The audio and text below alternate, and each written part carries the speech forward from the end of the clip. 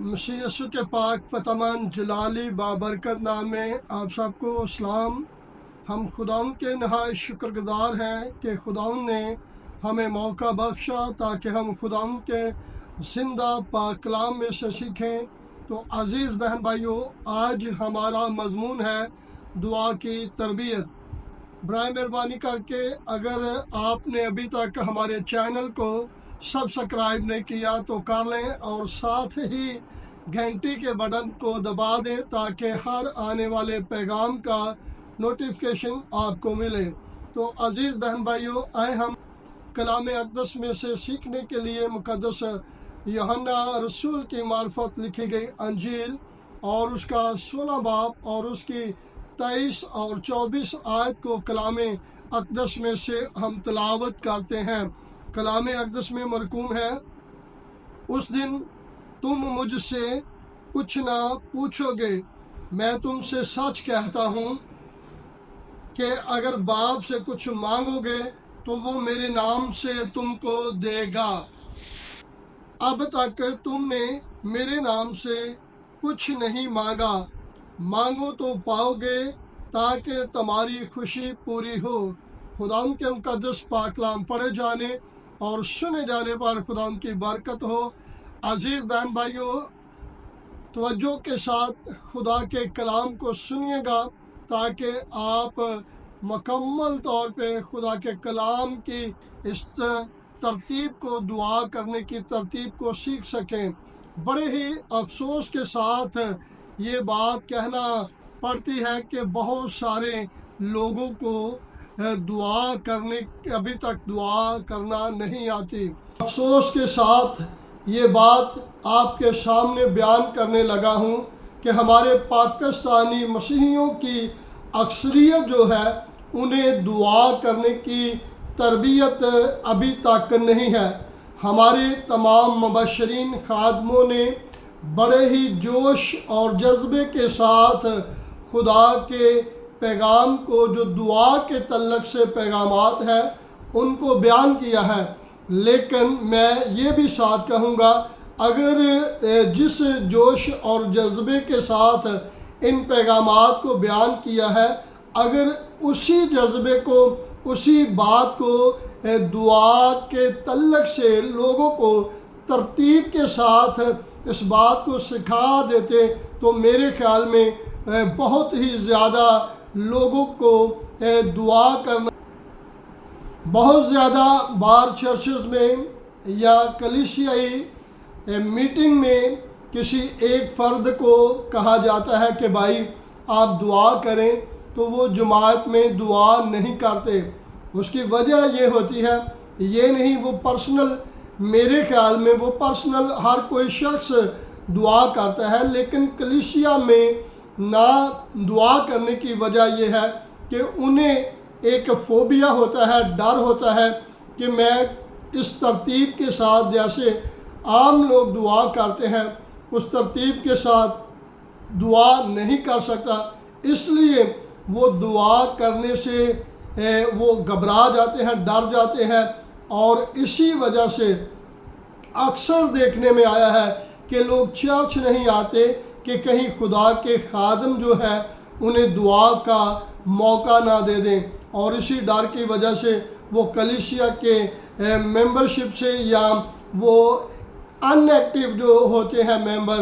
उनकी फहरिस्त में शामिल हो जाते हैं। और अगर आज आप इस दुआ की तरबियत को गौर से सुनेंगे तो मैं आपके सामने चंद एक प्रिंसिपल रखूँगा जो तरतीबवार आपके सामने होंगे, उनको गौर से सुनिएगा ताकि आप सब खुदा के ज़िंदा पाक कलाम के वसीला से बरकत पाएँ। पहले जब आपने दुआ का आगाज़ करना है तो आपने खुदा की ताज़ीम करनी है, और ये ताज़ीमी लफ्ज़ जो है ये इबादत आपके दुआ के इब्तदाई जो अल्फाज हैं वो होने चाहिए, जिसमें आप खुदा की बुजुर्गी का इकरार कर सकते हैं। आप कदूस कदूस कदूस रब अल्फाज खुदा, लश्करों के खुदा, आसमान और ज़मीन के खालिक اور مالک، خداوندوں کے خدا اور بادشاہوں کے بادشاہ کے الفاظ استعمال کر کے آپ خدا کی تعظیم کر سکتے ہیں، اور اس طرح آپ اپنی دعا کا باقاعدہ طور پہ آغاز کر سکتے ہیں۔ اور اگر آپ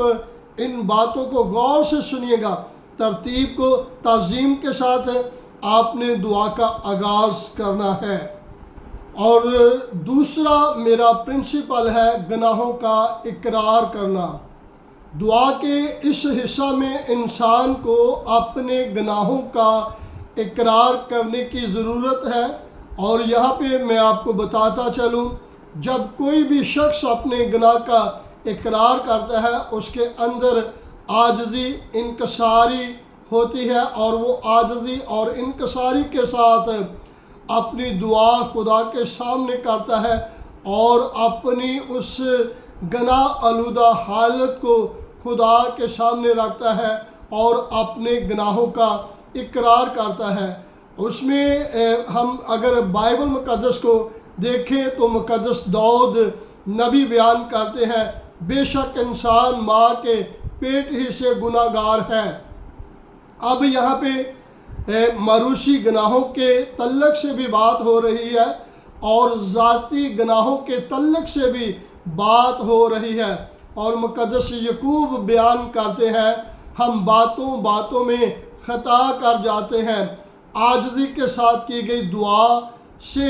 خدا معاف کر دے گا۔ اگر آپ بڑی عاجزی کے ساتھ، انکساری کے ساتھ خدا کے سامنے دعا کرتے ہیں تو خدا ہمارے گناہوں کو معاف کرنے کی قدرت رکھتا ہے۔ نمبر ایک، ہم نے خدا کی تعظیم کی ہے،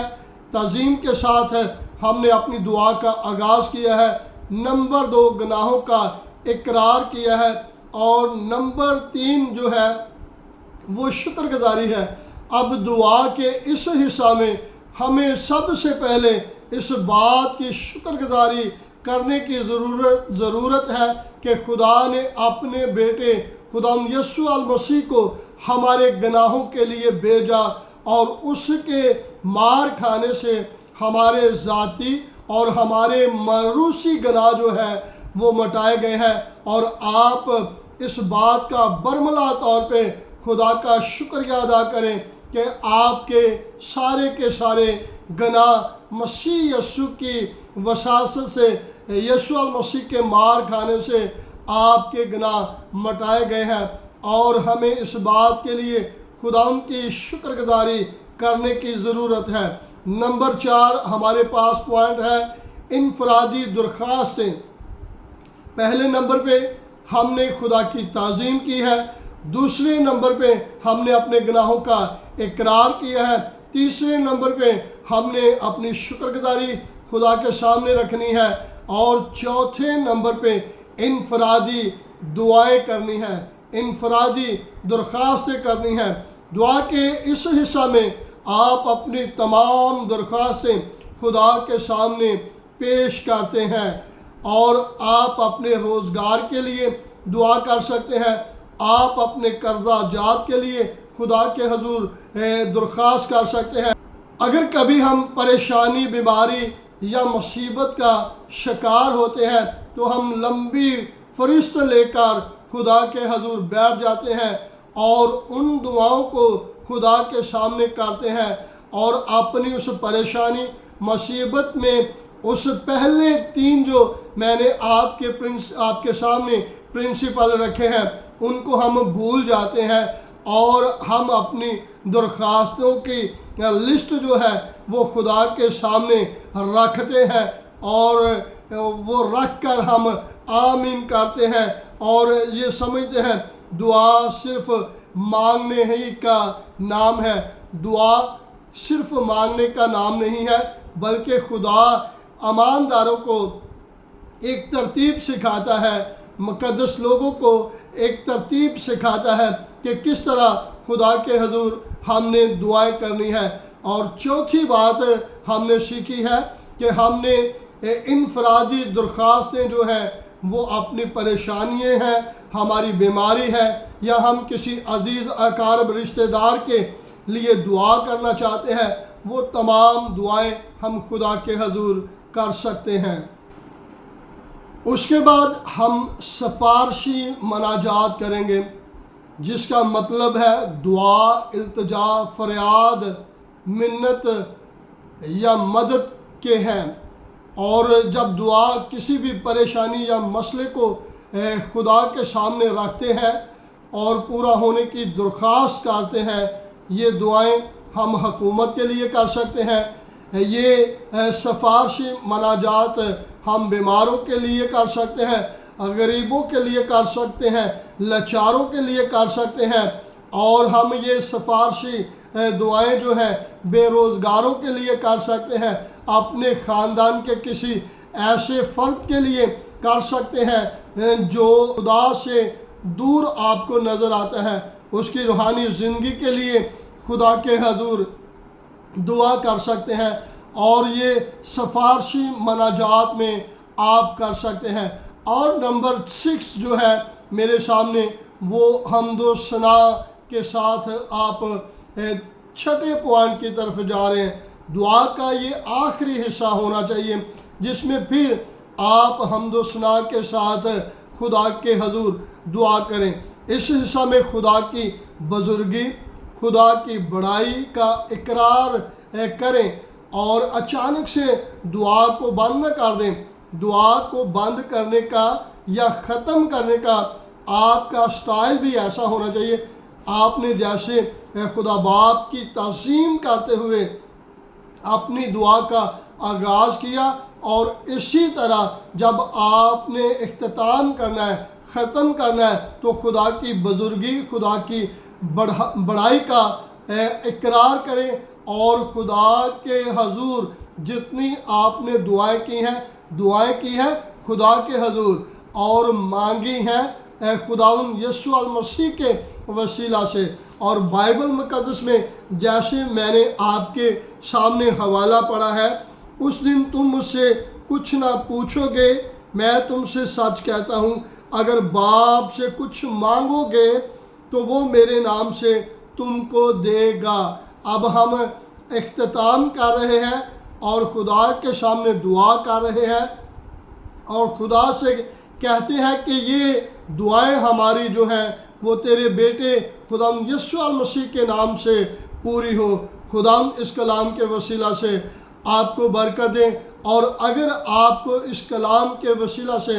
برکت ملی ہے، آپ کو کوئی سمجھ آئی ہے، تو لازمی آپ اپنے کمنٹ کے ساتھ میرے ساتھ بات کریں۔ گاڈ بلیس یو، خدا آپ کو برکت دے۔